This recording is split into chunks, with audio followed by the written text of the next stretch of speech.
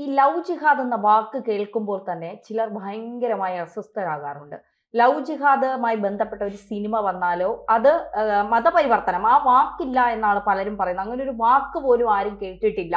ഇത് എടുത്തു പറയുന്നത് ബി.ജെ.പി. ഇതിനെ വല്ലാതെ ആളുകൾക്കിടയിൽ കുത്തിത്തിരിപ്പുണ്ടാക്കാൻ ശ്രമിക്കുന്നു, നമ്മുടെ സംസ്ഥാനത്തെ നാണം കെടുത്താൻ ശ്രമിക്കുന്നു എന്നൊക്കെ പറഞ്ഞുകൊണ്ടാണ് ഇപ്പോൾ കേരള സ്റ്റോറി 2 എന്ന് പറയുന്ന സിനിമയ്ക്കെതിരെ ബീഫ് നിർബന്ധിച്ചു കഴിക്കുന്നു, അതിനെതിരെ റീലുകൾ ഉണ്ടാവുന്നു. അങ്ങനെ ഒരു സംഭവം കേരളത്തിൽ നടന്നിട്ടേ ഇല്ല എന്നാണ് പറയുന്നത്. യഥാർത്ഥത്തിൽ ലവ് ജിഹാദ് എന്ന് പറയുന്ന ഒരു മതപരിവർത്തനം കേരളത്തിൽ നടന്നിട്ടുണ്ടോ? നടന്നിട്ടുണ്ട് എന്ന് പറയുന്നത് കേരള ഹൈക്കോടതിയാണ്. കേരള ഹൈക്കോടതിയിൽ 2009 ഒരു കേസ് വന്നില്ലോ. ഷഹൻഷായും സിറാജുദ്ദീനും പ്രതികളായിട്ടുള്ള കേസാണ്. 2 പെൺകുട്ടികൾ, അതിലൊരു ഹിന്ദു പെൺകുട്ടി, മറ്റൊന്നൊരു ക്രിസ്ത്യൻ പെൺകുട്ടി. ഈ കുട്ടികളെ പ്രണയത്തിൽപ്പെടുത്തി അവരെ രണ്ടുപേരെയും സെക്ഷുവലായിട്ട് അസൾട്ട് ചെയ്ത് അവരുടെ ചിത്രങ്ങൾ കാണിച്ച് അവരെ ഭീഷണിപ്പെടുത്തി മതം മാറ്റാൻ വേണ്ടിയിട്ട് മതം മാറ്റ കേന്ദ്രത്തിൽ കൊണ്ടുപോയി. അതിനുവേണ്ടി ശ്രമിച്ച ആളുകൾ ആരൊക്കെയാണ് എന്ന് കോടതിയിൽ ആ കേസിൽ പറഞ്ഞിട്ടുണ്ട്. പോപ്പുലർ ഫ്രണ്ടിൻ്റെ ആൾക്കാരുണ്ട്, ഈ പറയുന്ന പ്രമുഖരായിട്ടുള്ള പല മത നേതാക്കന്മാർ അതിൽ പങ്കാളികളായിട്ടുണ്ട്. പോപ്പുലർ ഫ്രണ്ടിൻ്റെ ക്യാമ്പസ് ഫ്രണ്ട്, പോപ്പുലർ ഫ്രണ്ടിൻ്റെ വിമൻസ് ഫ്രണ്ട്, അതേപോലെ ഷഹീൻ ഫോഴ്സ്, മുസ്ലിം യൂത്ത് ഫോറം തുടങ്ങിയിട്ടുള്ള സംഘടനകളുടെ നേതൃത്വത്തിൽ ഈ പറയുന്ന രീതിയിലുള്ള മതം മാറ്റങ്ങൾ കേരളത്തിലെമ്പാടും നടന്നിട്ടുണ്ട് എന്ന് പറഞ്ഞത് കേരള ഹൈക്കോടതിയാണ്. 18 റിപ്പോർട്ടുകളിൽ ഒരു റിപ്പോർട്ടിൽ ഈ തരത്തിലുള്ള സംഭവങ്ങൾ ചൂണ്ടിക്കാണിക്കുന്നുണ്ട് എന്ന് പറഞ്ഞത് കേരള ഹൈക്കോടതിയാണ്. 3000 മുതൽ 4000 വരെ മതം മാറ്റങ്ങൾ നടന്നതായിട്ട്. അതേപോലെ കോഴിക്കോട്, കണ്ണൂർ, കാസർഗോഡ് ജില്ലകളിൽ 2800 കുട്ടികൾ മതം മാറ്റത്തിനിരയായി എന്നുള്ളത്. മലപ്പുറം ജില്ലയിൽ മാത്രം 1600 പേർ മതം മാറ്റപ്പെട്ടു എന്നുള്ളത് ഒക്കെ കേരള ഹൈക്കോടതിയിൽ കൊടുത്ത റിപ്പോർട്ടിലുള്ളതാണ്. പിന്നെ ഇതെല്ലാം തെറ്റാണ് എന്ന് പറയാൻ സാധ്യമോ? ഇത് ഇത്തരത്തിൽ മതമാറ്റം നടക്കുന്നു എന്ന് പറഞ്ഞത് കേരളത്തിലെ പോലീസ് ഡിപ്പാർട്ട്മെന്റിന്റെ ഉന്നത സ്ഥാനത്തിരുന്ന ടി.പി. സെൻകുമാറും ലോക്നാഥ് ബെഹ്റയല്ലേ? മാത്രമല്ല, കേരളത്തിലെ സംഘപരിവാർ സംഘടനകൾ മാത്രമാണോ ഈ ആരോപണം ഉന്നയിച്ചത്? ഈ പരാതി ക്രൈസ്തവ സഭയ്ക്കില്ലേ?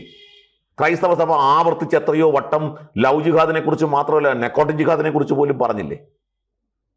അപ്പൊ കേരളത്തിൽ ഇതെല്ലാം സംഘപരിവാറിന്റെ സൃഷ്ടിയാണ് എന്ന് പറയുന്നത് ഈ മതതീവ്രവാദികളെ സംരക്ഷിക്കാൻ ഉദ്ദേശിച്ചുകൊണ്ട് ഈ പറയുന്ന ഇടത് പക്ഷവും കോൺഗ്രസും ചേർന്ന് നടത്തുന്ന ഒരു പരിശ്രമമല്ലേ?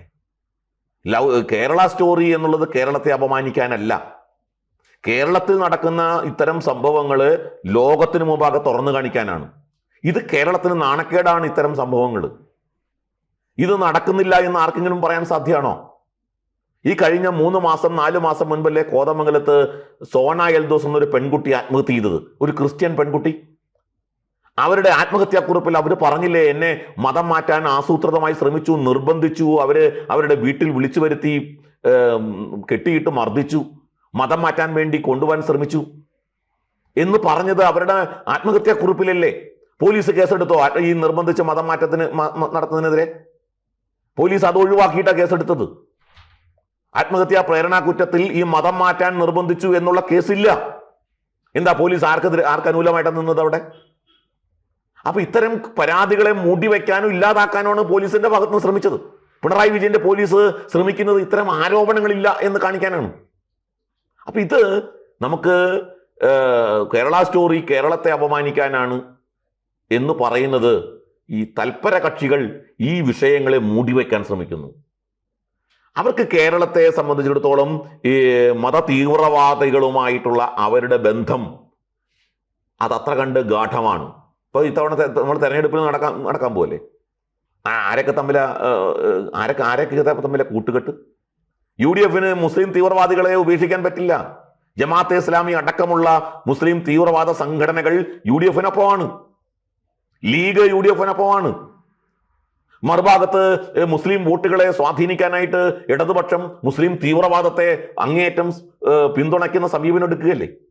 ഇതെല്ലാം നമ്മൾ കാണുകയല്ലേ? അപ്പോൾ സ്വാഭാവികമാണ് അവരെ ഇവിടെ ലവ് ജിഹാദിന് എതിരായിട്ടുള്ള നിലപാടെടുക്കും, ലവ് ജിഹാദ് ഇല്ലെന്ന് സ്ഥാപിക്കാൻ ശ്രമിക്കും. പക്ഷേ വസ്തുതകൾ നമ്മുടെ മുമ്പിലുണ്ട്. ഇരകളാക്കപ്പെട്ട പെൺകുട്ടികൾ നമ്മുടെ മുമ്പിലുണ്ട്, 100 കണക്കിന് പെൺകുട്ടികൾ നമ്മുടെ മുമ്പിലുണ്ട്. അവർ ഇന്നും ജീവിക്കുന്ന ഇരകളായിട്ട് നമ്മുടെ മുമ്പിലുണ്ട്. ഈ ആരെ സംരക്ഷിക്കാനാണ് ഈ വസ്തുതകളൊക്കെ ഇവർ ഇങ്ങനെ മറച്ചു പിടിക്കുന്നത്? ഈ വാർത്തയുമായി ബന്ധപ്പെട്ട് അല്ലെങ്കിൽ ഈ വിഷയവുമായി ബന്ധപ്പെട്ട് ഈ അടുത്ത സമയത്ത് ഒരു മാധ്യമ പ്രവർത്തക ഒരു ചർച്ചയിൽ പറഞ്ഞത് സംഘപരിവാറിന്റെ ഉളുപ്പില്ലായ്മയാണ് ഇതിലൂടെ പുറത്തു വരുന്നത്. അതായത് ഇത്തരത്തിൽ ഒരു മതപരിവർത്തനമോ ലവ് ജിഹാദ് എന്ന് പറയുന്ന കാര്യമോ കേരളത്തിൽ നടക്കുന്നില്ല. ഒരു അജണ്ട സൃഷ്ടിച്ചെടുക്കാൻ അവർ ശ്രമിക്കുകയാണ്. അത്തരം ഒരു ഉളുപ്പില്ലായ്മ കാണിക്കുന്നതാണോ ഇത്? ഇങ്ങനെ ഒരു സംഭവമേ ഇല്ല, വെറുതെ ഇങ്ങനെ പറഞ്ഞുണ്ടാക്കുകയാണ് ഒരു വിഭാഗത്തെ തെറ്റുകാരായി നിർത്താനായി, അല്ലെങ്കിൽ ഒരു സമുദായത്തെ തെറ്റുകാരായി നിർത്താനായി ഒരു വിഭാഗം കെട്ടിച്ചമയ്ക്കുന്നതാണ് ഈ ലവ് ജിഹാദ്. അങ്ങനെയാണോ? ലവ് ജിഹാദിന് നേതൃത്വം കൊടുക്കുന്നത് മൊത്തം മുസ്ലിം സമുദായമാണ് എന്ന് ആരാ പറഞ്ഞത്? മുസ്ലിം സമുദായത്തിലെ തീവ്രവാദികളായിട്ടുള്ള വിഭാഗം അങ്ങനെ ശ്രമിക്കുന്നു. കേരളത്തെ മതം മാറ്റി, കേരളത്തിലെ ചെറുപ്പക്കാരെ മതം മാറ്റി കേരളത്തെ ഒരു ഇസ്ലാമിക രാജ്യമാക്കാൻ ശ്രമിക്കുന്നു എന്ന് പറഞ്ഞത് ഇവരുടെ അപ്പസ്തോലനായിട്ടുള്ള VS അച്യുതാനന്ദനാണ് അല്ലേ? അച്യുതാനന്ദനാണോ ഉളുപ്പില്ലാത്തത്? അപ്പോ ഉളുപ്പില്ലാത്തത് അച്യുതാനന്ദനാണോ? അങ്ങനെയാണെങ്കിൽ അത് പറയണം, അച്യുതാനന്ദൻ ഉളുപ്പില്ലായ്മയാണ് കാണിച്ചത് എന്ന് പറയണം. ഉളുപ്പില്ലായ്മയാണോ TP സെൻകുമാർ കാണിച്ചത്? ഉളുപ്പില്ലായ്മയാണോ ലോക്നാഥ് ബെഹ്റ കാണിച്ചത്? കേരള ഹൈക്കോടതിയിൽ കൊടുത്തത്, ഈ റിപ്പോർട്ട് കൊടുത്തത് പോലീസ്, കേരളത്തിലെ ഇന്റലിജൻസ് വിഭാഗമാണല്ലോ. അവർ ഉളുപ്പില്ലായ്മയാണോ കാണിച്ചത്? യഥാർത്ഥത്തിൽ ഇവർ രക്ഷിക്കാൻ ശ്രമിക്കുന്നത് മതതീവ്രവാദികളെയാണ്. മതതീവ്രവാദികളുടെ അച്ചാരം വാങ്ങി അവർക്ക് വേണ്ടി ഓശാന പാടുന്ന ഈ മാധ്യമ പ്രവർത്തകരാണ് ഈ ലവ് ജിഹാദിൽ എന്ന് പറയുന്നത്.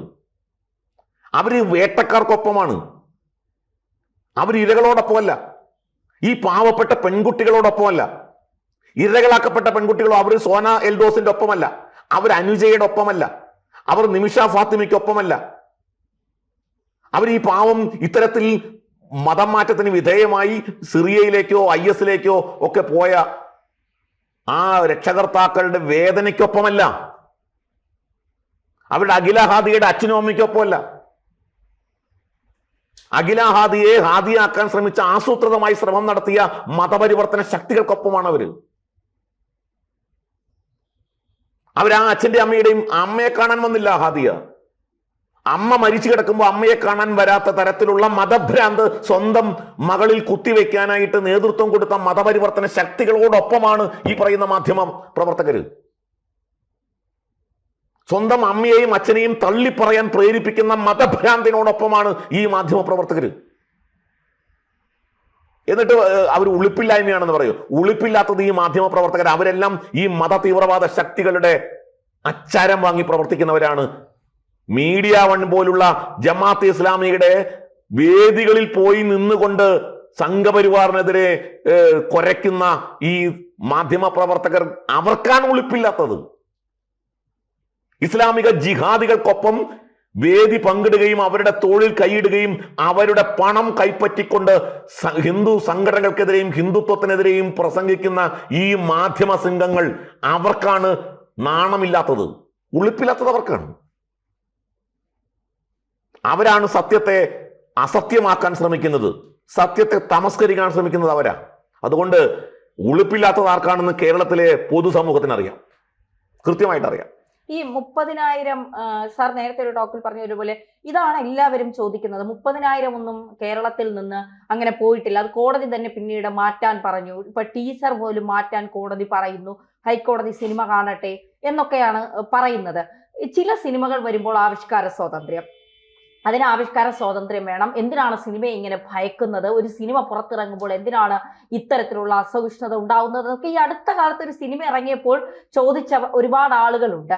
അവർക്ക് എന്തിനാണ് കേരള സ്റ്റോറി എന്ന് പറയുന്ന സിനിമ ഇറങ്ങുമ്പോൾ ഇത്ര അസ്വസ്ഥരാകുന്നത്? അത് ആവിഷ്കാര സ്വാതന്ത്ര്യമല്ലേ?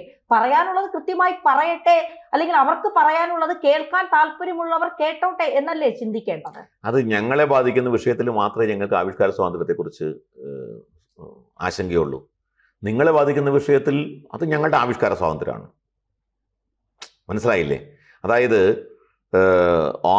ആഫ്രിക്കയിലെ ഒരു മിഷണറി നേതാവ് പറഞ്ഞതായിട്ട്, ഒരു സോഷ്യൽ പ്രവർത്തകൻ പറഞ്ഞതായിട്ട് പറയുന്നുണ്ട്. അതായത് നിങ്ങൾ ഭൂരിപക്ഷവും ഞങ്ങൾ ന്യൂനപക്ഷവുമാകുമ്പോൾ നിങ്ങളുടെ അവകാശങ്ങളുടെ പേരിൽ ഞങ്ങൾ ആവശ്യങ്ങൾ ഉന്നയിക്കും. ഞങ്ങൾ ഭൂരിപക്ഷവും നിങ്ങൾ ന്യൂനപക്ഷവുമാകുമ്പോൾ ഞങ്ങളുടെ വിശ്വാസ പ്രമാണങ്ങളുടെ പേരിൽ നിങ്ങൾക്ക് അവകാശം നിഷേധിക്കും. ഇതാണ് ഇപ്പോൾ നടക്കുന്നത്. അതായത് ഈ ആവിഷ്കാര സ്വാതന്ത്ര്യമൊക്കെ ഞങ്ങളെ സംബന്ധിച്ച കാര്യത്തിൽ മാത്രം മതി, ഞങ്ങൾക്കേ ഉള്ളൂ, നിങ്ങൾക്കില്ല. നിങ്ങളുടെ കാര്യം വരുമ്പോൾ അത് കേരളത്തെ അപമാനിക്കുന്നതാണ്, അങ്ങനെ സിനിമ ഇറക്കാൻ പാടില്ല എന്നൊക്കെ പറയും. ഈ കാപട്യമൊക്കെ ജനങ്ങൾ കണ്ടുകൊണ്ടിരിക്കുന്നത്. ഇപ്പോൾ കോടതി ടീസർ മാറ്റാൻ പറഞ്ഞു, അല്ലെങ്കിൽ നിയമവിരുദ്ധമായ എന്തെങ്കിലും സിനിമയിൽ ഉണ്ടെങ്കിൽ മാറ്റണം, മാറ്റിക്കോട്ടെ. എത്രയോ സിനിമകൾ സെൻസർ കട്ടിങ്ങിൽ കൂടിയാണ് വന്നത്. എമ്പുരാൻ എത്ര സെൻസർ കട്ടിങ്ങിൽ ശേഷം ഇറങ്ങിയത്, പരാതികൾ വന്ന സമയത്ത് ഇല്ലേ? അത് കട്ട് ചെയ്തു എന്ന് പറഞ്ഞുകൊണ്ട് പ്രക്ഷോഭം ഉണ്ടാക്കിയ അല്ലെങ്കിൽ അതിനെതിരെ സംസാരിച്ച മാധ്യമ പ്രവർത്തകർ കേരള സ്റ്റോറി ഇറങ്ങുമ്പോൾ അവർക്ക് വല്ലാത്തൊരു ബുദ്ധിമുട്ട്. അല്ല, ആ ബുദ്ധിമുട്ട് ഇവരുണ്ടാക്കിയിട്ടുള്ള നരേറ്റീവ് പൊളിഞ്ഞു വീഴുന്നതിന്റെ അസ്വസ്ഥതയും വേവലാതിയും ആശങ്കയുമാണ്. ഇവര് ഉണ്ടാക്കിയ കേരള മുഖംമൂടി അഴിഞ്ഞു വീഴുകയാണ്, ജനങ്ങളുടെ മുമ്പിൽ അഴിഞ്ഞു വീഴുന്നു. കാരണം കേരള സ്റ്റോറി 2 ബിയോണ്ട്സ് ഗോസ് ബിയോണ്ട് എന്നാണ് സിനിമയുടെ പേര്. കേരള സ്റ്റോറി കേരളത്തിന് പുറത്തേക്ക് എങ്ങനെ നടക്കുന്നു എന്നതിനെ സംബന്ധിച്ചിട്ടാണ് കേരള പ്രമേയം എന്ന് ആ സിനിമാ നിർമ്മാതാവും സംവിധായകനും പറഞ്ഞു കഴിഞ്ഞു. അപ്പോൾ അവിടെ ബീഫ് തീറ്റിക്കുന്ന സംഭവം കേരളത്തിൽ നടന്നതായിട്ടല്ല പറയുന്നത്, കേരളത്തിന് പുറത്ത് നടന്നതായിട്ടാണ്. ഒട്ടനവധി സംഭവങ്ങൾ കേരളത്തിന് പുറത്ത് നടന്നതായിട്ടുള്ള റിപ്പോർട്ടുകൾ ഉണ്ടല്ലോ, ഒന്നല്ല നിരവധി സംഭവങ്ങൾ മനഃപൂർവ്വം ബലം പ്രയോഗിച്ച് ഹിന്ദുക്കളെ ബലം പ്രയോഗിച്ച് ബീഫ് തീറ്റിച്ച സംഭവങ്ങളുടെ റിപ്പോർട്ടുകൾ മുഖ്യധാര മാധ്യമങ്ങളിലടക്കം വന്നിട്ടുണ്ട്. അപ്പോൾ നടന്ന സംഭവമല്ലേ.